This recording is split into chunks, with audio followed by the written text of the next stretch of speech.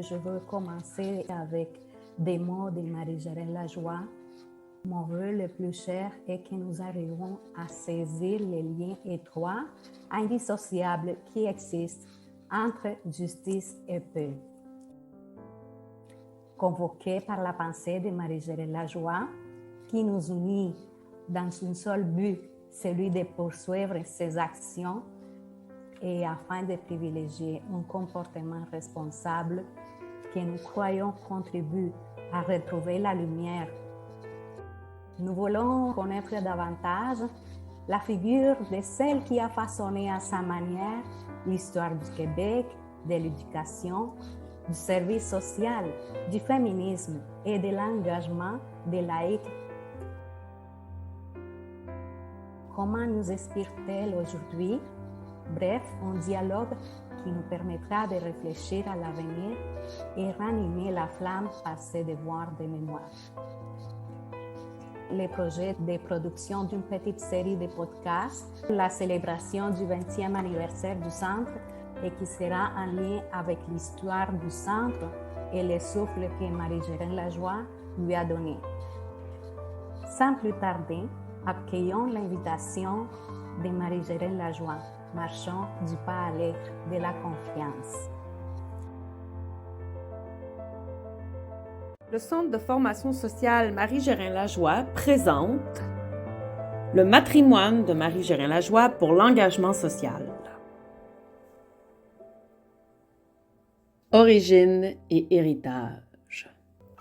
Comme l'écrit l'historienne Karine Hébert, Marie-Géraldine Lajoie, c'est un nom connu, mais qui porte à confusion.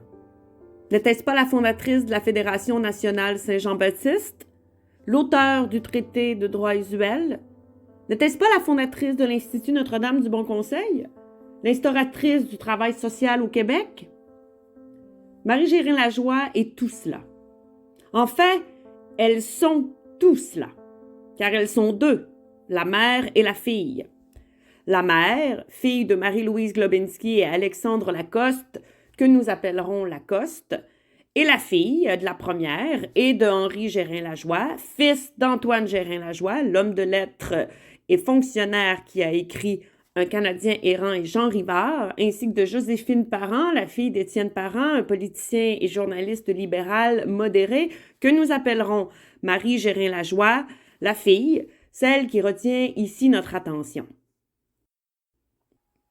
Née à Montréal le 9 juin 1890 d'une famille de la bourgeoisie canadienne-française très engagée intellectuellement, socialement et politiquement dans son milieu, Marie-Géraldine Lajoie, fille, comme sa mère, a été une pionnière dans plusieurs domaines. Après avoir fondé les premiers cercles d'études pour les filles en 1909, ce qui est le début d'un mouvement qui mènera à la création de la Fédération des cercles d'études des Canadiennes françaises dont elle sera la présidente de 1916 à 1923, Marie est la première Canadienne française, comme on disait à l'époque, à décrocher un baccalauréat S.Art en 1911. Grâce à la bonne formation reçue à la congrégation Notre-Dame consacrée à l'éducation des filles depuis des siècles et à l'école d'enseignement supérieur pour jeunes filles, qui est affiliée à l'Université Laval, Marie se classe première à l'échelle provinciale devant ses collègues masculins. Marie-Géraldine Lajoie innove également en étant celle qui, en quelque sorte, a fondé le travail social au Québec et a inspiré les différents programmes qui aujourd'hui pullulent à l'intérieur des institutions d'enseignement supérieur. Marie-Géraldine Lajoie innove également parce qu'elle fonde une communauté religieuse qui se distingue des autres et nous aurons l'occasion à l'intérieur des podcasts de présenter ces différentes innovations qui ont eu un impact majeur dans le paysage québécois, mais aujourd'hui, on se consacre à l'importance accordée à l'éducation à l'intérieur évidemment de la famille Géraldine Lajoie et par Marie-Géraldine Lajoie qui non seulement a bénéficié donc de cette valeur qui était partagée dans sa famille, mais en a fait bénéficier les autres. dont les femmes, qui étaient au cœur des préoccupations donc de Marie Gérin-Lajoie, mère, mais également de sa fille. Pour faire la lumière sur ces deux maris, et plus particulièrement celle qui nous intéresse, je me suis entretenue avec deux femmes d'exception. J'ai nommé Gisèle Turcot et Pénélope Natacha Mavungu Pamba. Gisèle Turcot est membre de l'Institut Notre-Dame du Bon Conseil de Montréal depuis 1958 et en est la supérieure générale depuis juin 2015. Femme engagée dans l'Église catholique et pour des causes sociales, elle cherche à éveiller les consciences et à promouvoir des valeurs de paix, d'égalité et de justice. Les études bibliques de Sœur Gisèle, combinées à ses études de service social, ont pavé la voie à une vie riche et bien remplie. D'ailleurs, en novembre 2021, l'Université Laval lui a décerné un doctorat honoris causa, soit une 60aine d'années après sa première rencontre avec Marie Gérin-Lajoie. Je lui ai demandé quelles avaient été ses premières impressions. Alors, moi, je suis arrivée en 58, mais elle est morte en 71. Donc, d'abord, ma découverte, c'était qu'une fondatrice pouvait être vivante. Parce que toutes les fondatrices dont j'avais entendu parler dans mes études chez les religieuses, c'était toutes des femmes du passé. Là, elle était vivante. Je l'avais devant moi le premier jour de mon entrée dans les premières 24 heures. J'ai trouvé que c'était d'abord une femme charmante, très attentive, avec une voix qui était plutôt douce. Donc, c'était quelqu'un qui était très agréable en conversation. D'ailleurs, on a des personnes ici qui l'ont écoutée durant les instructions qu'elle donnait tous les matins pendant une demi-heure. Ces femmes-là disent, on repartait pour la journée, là, toute dynamique pour faire notre travail. C'était une femme communicatrice. Je pense que c'est le premier trait qu'on peut reconnaître de cette femme-là. Maintenant, si la deuxième façon que j'ai eue de connaître Marie Gérin-Lajoie, comme d'autres aussi, c'est de travailler ses écrits. Le corpus qui représente sa pensée sociale comme telle. Pénélope Natacha Mavungu Pamba est docteur en philosophie. Si sa thèse portait sur les problèmes de l'égalité démocratique à partir de l'œuvre d'Alexis de Tocqueville, la quasi-totalité de ses travaux de recherche porte sur les questions de justice sociale, d'égalité démocratique et d'éthique. D'ailleurs, de 2020 à 2021, elle a été chercheure à la chaire de leadership en enseignement Marie Fitzbach en pastorale et éthique sociale de l'Université Laval, où elle a travaillé sur le projet Penser le vivre ensemble à partir des fondements de l'éthique sociale chrétienne dans les écrits de Marie Gérin-Lajoie. Un des objectifs de cette recherche était de contribuer à la valorisation et la préservation du patrimoine immatériel de Marie Gérin-Lajoie, et ce, dans le cadre des réflexions contemporaines sur le vivre ensemble. Je lui ai demandé pourquoi s'être intéressée à Marie Gérin-Lajoie. Alors, moi, j'ai fait philosophie, c'est vrai, mais la philosophie, c'est plusieurs branches. Et donc, moi, j'ai fait la philosophie sociale et politique. Et dans la philosophie sociale et politique, il y a plusieurs branches aussi, plusieurs thématiques, et dont le féminisme. Et alors, après ma thèse, je voulais réfléchir sur le rapport entre le féminisme québécois et le féminisme africain. Et j'avais des collègues québécoises, alors je leur ai posé la question de savoir si elles connaissaient les pionnières du féminisme au Québec. On m'a parlé de Marie Gérin-Lajoie.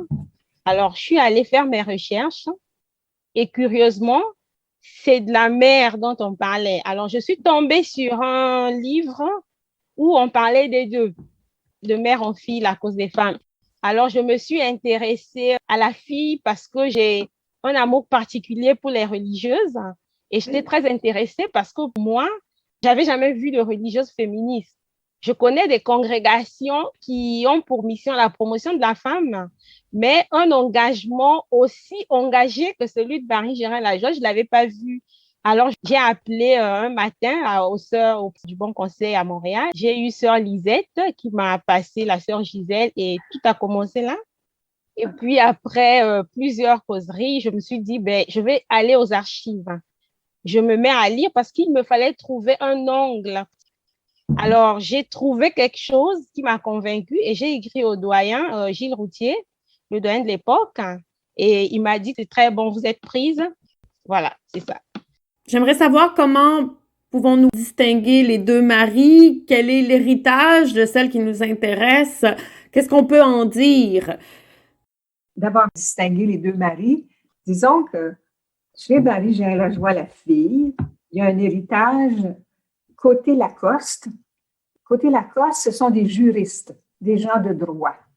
Des gens qui vont chercher, qui vont dire, attention Marie, si tu fais une organisation, surtout si tu fondes un institut religieux, fais attention, ces femmes-là vont avoir des droits, puis tu vas avoir des responsabilités envers elles.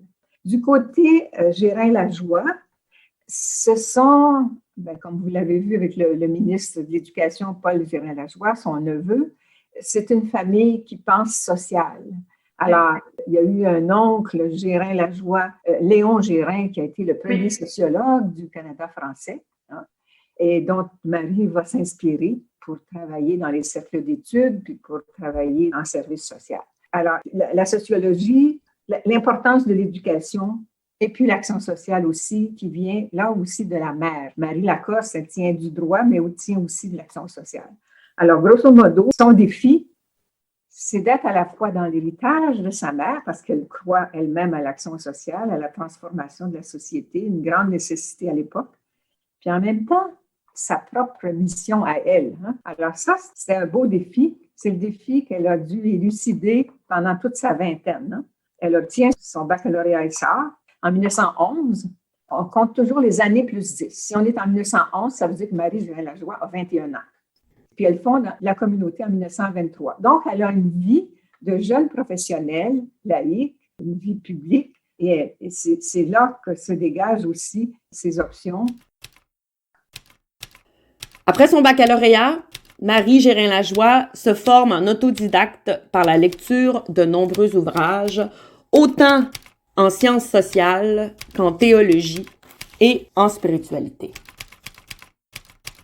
De 1913 à 1923, elle publie dans La Bonne Parole, le journal de la Fédération nationale Saint-Jean-Baptiste, qui a été officiellement créé lors d'un congrès inaugural qui s'est tenu les 26 et 27 mai 1907, et elle s'engage activement au sein de cet organisme aux côtés de sa mère.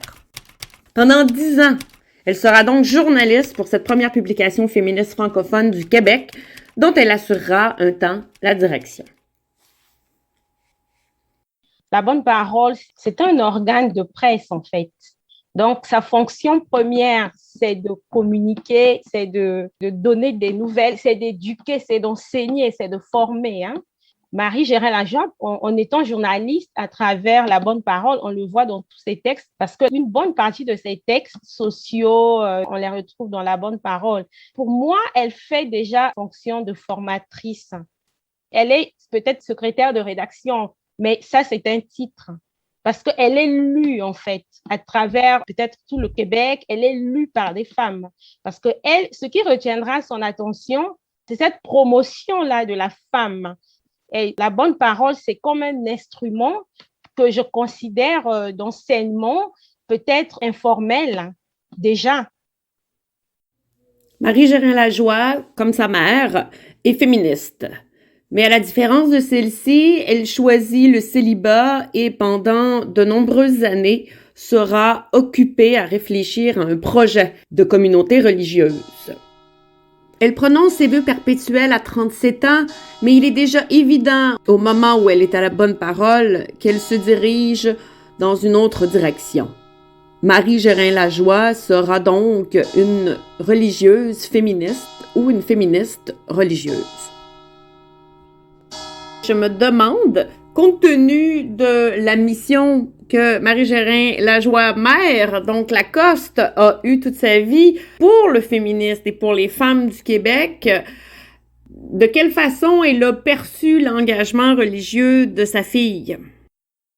La première personne que Marie-Gérin Lajoie, fille, a à convaincre, c'est sa mère. Parce que sa mère dit, faire de l'action sociale puis être une bonne sœur, ça ne marche pas. C'est incompatible. Apparemment, c'était sa première réaction, parce que Mme Gérin Lajoie elle-même était très engagée dans l'action sociale et donc elle savait ce que ça prend Et puis, elle essayait de convaincre les femmes, mais aussi les hommes à l'époque, bon, etc. Les femmes qu'on me pardonne sont bien trop méprisées. Il faudrait que les hommes laissent un peu de liberté. Les simples libertés, la destinée, la rose au bras. Les simples libertés, les simples libertés. Un jour, j'ai dit, mais il faut penser peut-être à la béatification, introduire la cause de Marie-Gérin-Lajoie. Et la sœur m'a dit, non, on va penser à la cause de sa mère. Ça veut dire que Marie-Gérin-Lajoie, c'est la fille fidèle de Marie Lacoste parce qu'elle suit les pas de sa mère. Je vais prendre un exemple. Thérèse de l'Enfant Jésus est devenue sainte parce que ses parents l'ont aidée à devenir sainte. C'est d'ailleurs pour ça que ses parents sont devenus bienheureux. C'est la même chose pour Marie-Gérin-Lajoie parce qu'elle a été éduquée par sa mère pour être ce qu'elle est. C'est presque la continuité de la vocation de sa mère. Ben, du coup, la bonne parole, c'est un peu ce lien entre elle, entre la fédération, entre les femmes et entre sa mère. Les simples libertés, la destinée, la rose au bois. Les simples libertés, les simples libertés. Même quand on essaie de rester fidèle, on a toujours quelque chose de plus. Et Marie-Gérin-Lajoie, déjà, elle est enseignante. Moi, j'ai lu ses cours en économie politique, par exemple. C'est très fort. C'est une personne engagée. Elle parle du communisme, par exemple. Mais ce que peut-être sa mère n'a pas pu faire, même si sa mère, d'une part, a été aussi très engagée pour le combat des lois pour les femmes, mais elle a une voix qui est à elle et qui fait qu'elle soit Marie-Gérin-Lajoie, elle, et non Marie-Gérin-Lajoie, copie de sa mère. Vous savez que dans le développement de la modernité, la question du sujet humain est au centre. Bon, le jeu était très important. C'est même comme ça qu'on a perdu peut-être l'habitude des grands récits. On ne se détermine plus d'après un groupe. On veut savoir qui on est.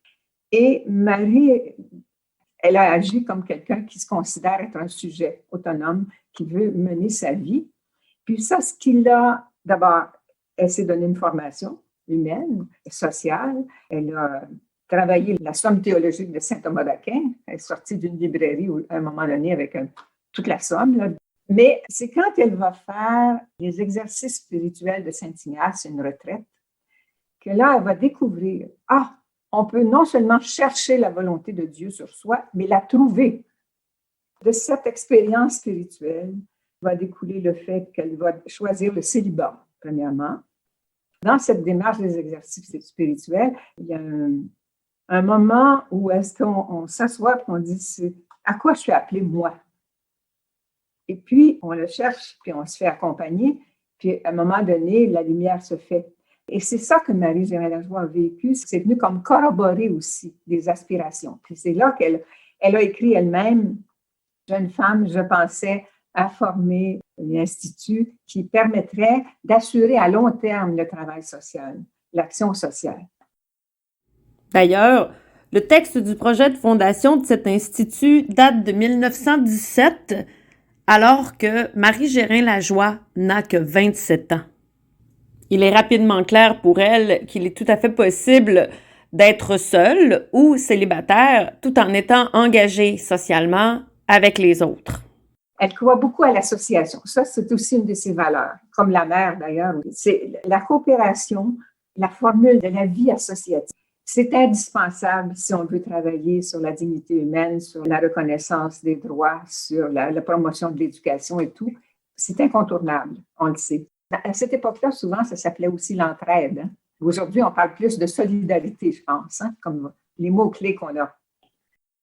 Gisèle Turcot, vous avez écrit un article intitulé « Marie-Gérin-Lajoie ou l'art de concilier deux aspirations ».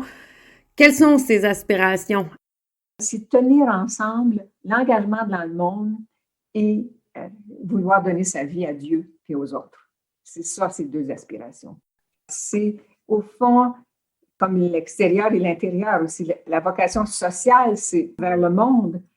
Mais intérieurement, elle dit, la vie spirituelle, pour moi, c'est important. C'est l'occasion de dire qu'elle avait reçu une autre influence.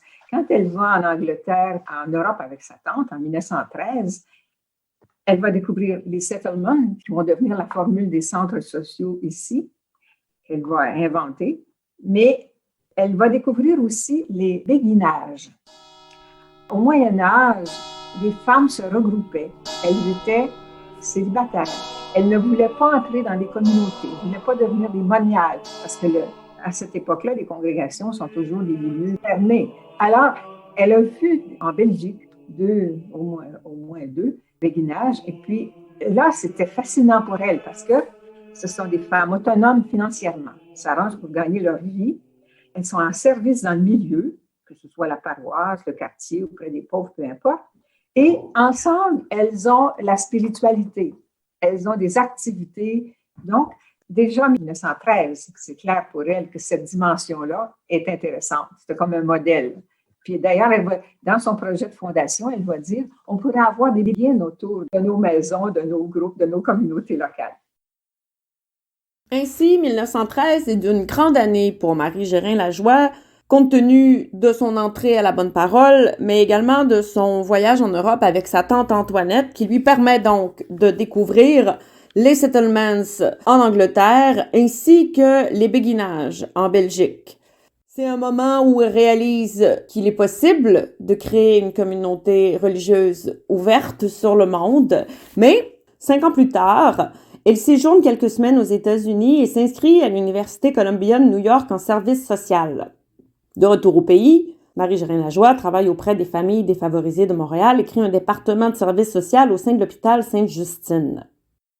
Dans la continuité de l'œuvre entreprise par sa mère et ses tantes, Justine et Thaïs, Marie souhaite améliorer les conditions de vie des femmes et des familles.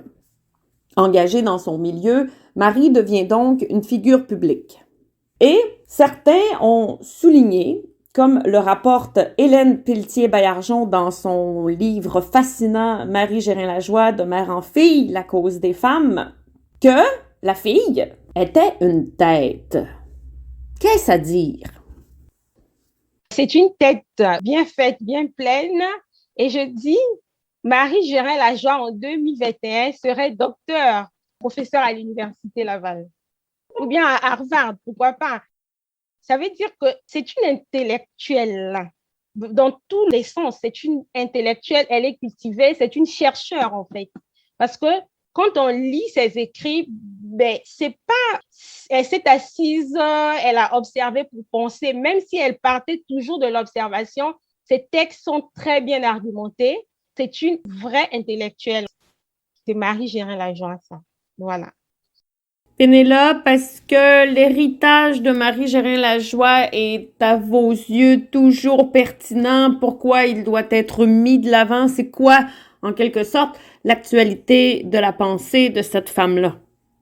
Aujourd'hui, l'actualité de Marie Gérin-Lajoie, je me dis, après avoir lu une partie de ses textes, parce que c'est vaste, je dis toujours que elle est d'actualité et elle le sera encore parce qu'elle pose des questions fondamentales qui tournent autour de la dignité humaine. Et ça, ce sont des questions, je dis, de toujours, en fait. Et ce qu'elle a mis en avant, la méthodologie, sa capacité à s'adapter au nouveau monde, ça fait que c'est une femme d'actualité parce qu'aujourd'hui, il y a toujours des misères. Il y a toujours des femmes qui sont dans la misère, il y a des familles qui sont dans la misère et on a besoin toujours d'actions sociales, que ce soit au Québec ou partout ailleurs. Donc, pour moi, la pensée est toujours d'actualité et le sera encore pendant quelques temps, mais peut-être toujours. Il y a aussi la dimension pratique qui est très intéressante et c'est là où son originalité se situe en fait. Parce qu'elle arrive à un moment où elle sent le besoin de se mettre dans l'action sociale. Mais au Québec, il n'y a pas encore des cours de services sociaux. Et elle innove. Donc, l'acte d'innover, c'est déjà une originalité parce que ça n'existait pas avant elle. Alors, sur le plan scientifique, par exemple, elle a encore innové parce que la méthodologie, tout ce qu'elle met dans le contenu, c'est elle.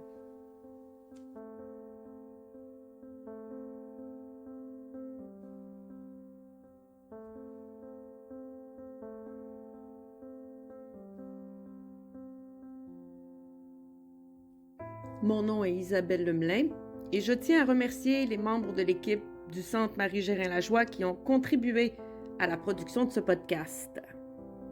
Gloria Villamil, qui est la coordonnatrice du Centre Marie-Gérin-Lajoie. Camille Patry-Desjardins, responsable de la formation. Edgar Cardenas, qui est l'agent de communication et qui est aussi adjoint administratif. Je tiens également à remercier pour leur participation et leur générosité Gisèle Turcot et Pénélope Natacha Mavungu-Pamba. À la production, au montage et à l'animation, moi-même, Isabelle Lemelin.